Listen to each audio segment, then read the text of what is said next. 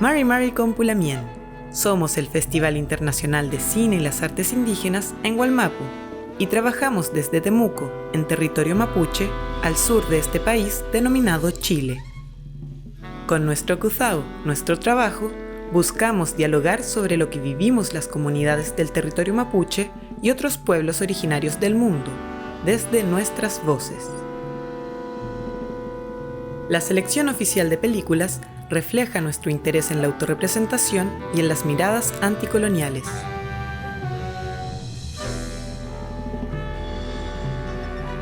En 2021 hicimos nuestro 6º festival de manera virtual.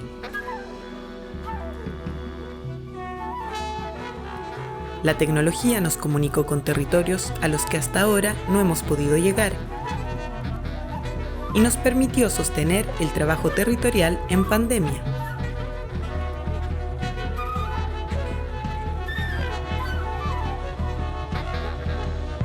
Recibimos el nuevo ciclo de la naturaleza con música y danza indígena en el concierto Uñol Tripantu. Realizamos nuestra primera residencia audiovisual a la que llamamos Queyegún, es decir, desde el apoyo mutuo.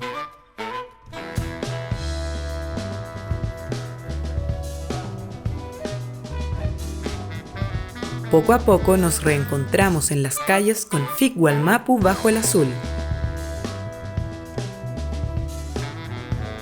y muestras en espacios comunitarios del Gulmapu.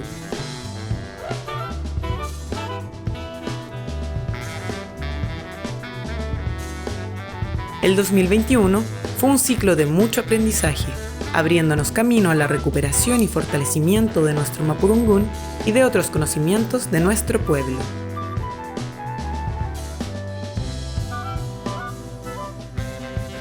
Los cambios que experimenta Chile y la histórica resistencia del territorio al que pertenecemos nos llaman a estar en constante comunicación y organización para defender el buen vivir desde el sentir y el saber colectivo. Peucaletuaín, nos volveremos a ver.